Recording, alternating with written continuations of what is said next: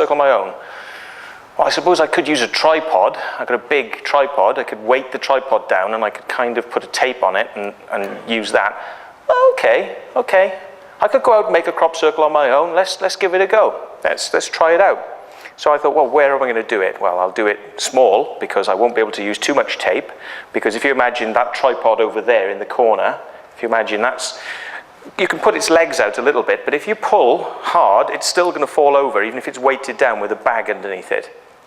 So I decided to keep it small because you don't want to use too much tape. The sag in the tape will actually pull the tripod over. So it had to be a very small circle. And you can see it actually just comes in between two standard crop circle lines. And you can see the size of it there. So me standing in the middle with a tripod going to the edge, it's not much more than from there to that tripod probably, about the same distance. So it's a small circle. And it was six-fold geometry, which was easy to replicate because the radius goes into the circumference, the edge of the circle, 6 times. So all I have to do is stand in place, use the same measurement, and the tripod becomes there then, and I walk around there. Then the tripod comes there, and I walk around there. The tripod comes there, and I walk around there. Tripod comes there, and I walk around there. Tripod there, tripod there. You get the idea. Quite simple. You can do that on your own. Thing is, when I got there to this field, walked in, I heard people singing and it sounded like playing music on a guitar. So I'm like, oh, sugar, what am I going to do here? There's people very close by. I have to be careful, Of course, I think to myself, well, I might be protected in some way like we were before. I've got that sort of in the back of my mind because I'm a believer in the paranormal being behind crop circles, but they're not making crop circles. The paranormal is behind crop circles. It's behind the people that make the crop circles, and it's there for the people who visit them. That's what crop circles are about. It's the inspiration which people get to go and make crop circles comes from somewhere. It comes from somewhere, and this is maybe one that'll help you understand that.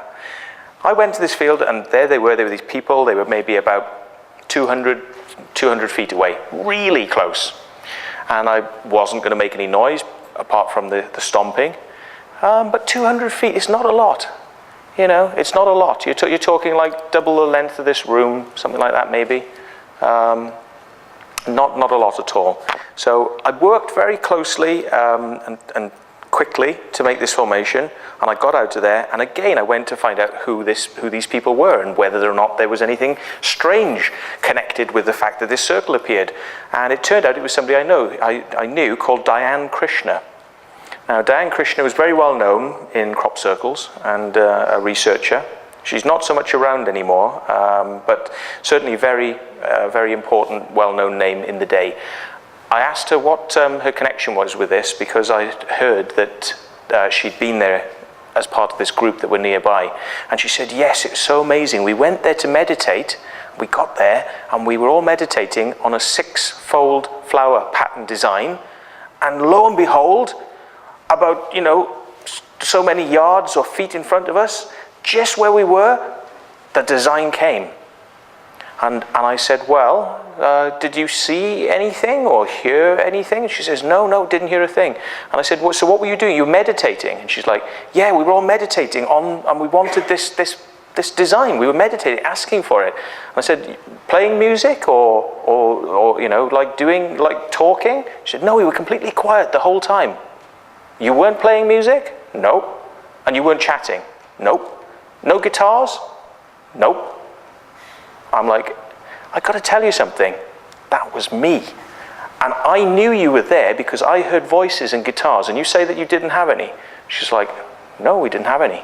But I think that I was meant to be kind of alerted, so I wasn't casual about how I was doing things. Because if they were sitting there, and I was starting to bang around because I thought nobody was there, and I was banging the tripod about and going ding, ding, and doing that sort of thing, they might have heard that and made it come in. So maybe I was being subtly warned. And why would I get the inspiration to come out of the house at 11 o'clock at night, just feel so charged, I must do this, and I come and do the design they're asking for? I find that fantastic. That's what crop circles is about. The people who make crop circles are part of the phenomena. The people who research them are part of the phenomena. There shouldn't be this divide and hatred between us, but we are demonized as the artists that create the circles. We're hated, and very few people accept from the research side, very few people accept that we are making circles. Most of them would like to say we make no circles, you know, and the only circles we make are the crap ones, you know. And this is mostly why it's kept secret, because you want people to actually like your work. And if you tell them it's man-made, they say it's crap. If you don't tell them anything, they go, it's wonderful. And you get coachloads of visitors coming, you know. And if you say, well, we did that as a demonstration, they'll not be interested. Anyway, this is one of the most famous ones I've done. Not the only one, but one of the most famous, the basket weave. Now, a lot of people said there's no way this can be done. Absolutely no way. It wasn't even something we planned to do on the night. The design was not my design, but the person I went with, who actually did the design, he said, oh, let's flatten it down. And I said, well, let's do something different. And he's like, well, what do you mean? I said, well, let's not just flatten it like we always do. You know, let's do something weird. And he said, well, what? And I'm like, well, I don't know. Let's go up and down and make some patterns, you know. And so let's make some, if you go up and miss a line and go down and miss a line, then you could probably make something that looks like a basket weave, you know, like a knotting effect. And he was like, I don't think it'll work. I was like, no, it'll work. You know, try it. And he was like, no, we've got a good circle here. Now, let's not wreck it, yeah? And I was like, no, it'll be good. No. I said, look, I'm going to just do it, okay? And he's like, okay, but you know, you're going to wreck this. And I'm like, okay. So he did this. It was on the spur of the moment, and people just went nuts over it. He actually left that formation saying, I think you've made a real pig's ear of this, and thanks very much for wrecking the circle design. And I'm like, okay. And I went home like, And then I was like, in the morning, and people were going nuts over this. So, and you can see some of the basket weave there. And that's appeared many other times now. Other teams have mimicked the basket weave, and I have done other basket weave formations as well since then. This is, oh, by the way, they're all Bishops Cannings as well. That's Bishops Cannings, the basket weave. Bishops Cannings again, very simple, grey alien head. When the formation, the basket weave was shaved out the same day by the farmer, he was a bit upset. He thought it was the work of Satan. So he didn't want anyone visiting the work of Satan on his land, you know, Christian bloke, and he shaved it out. So we came back and we just did loads of squiggles. And we thought, well, we're not going to do anything big because he's just going to shave it out again. Let's just put loads of squiggles all over the place, and then he'll have to shave out a massive area to get rid of them. So, you know, just did a couple of squiggles. But Bishops Cannings. Another one at Bishops Cannings got shaved out. Bishops Cannings again, he says sort of Eastfield, a little experiment to get 5-fold geometry, a pentagram, into a 6-fold star. Just as a bit of fun, you know, to see if you can get 5 fitting into 6. Furze Hill, just an experiment in rapeseed at the beginning of the season. I don't like doing stuff in rapeseed because it's hard to work in. Right, there's a mistake in this one. People say there's no mistakes in crop circles. We've got 5 minutes, yeah? Yes, please. Okay, no problem. That's okay. You worried me when I saw you were down to 2,000. Oh, yeah. Years ago, 500. Oh, we finish at 2,000 though, because you weren't here to hear the beginning, were you? Oh, good. Yeah, we are. Scared. We finish at 2,000. You're okay. Right. Can you see the mistake? Can you work out why there was a mistake? Because when people flatten, they come to a line and they stop. So they flatten and they come to a line and stop. They came to a line and stopped, but it was actually a tram line. You've got to be aware of these things when you're flattening stuff down and work out whether or not that's really the edge you should be flattening to.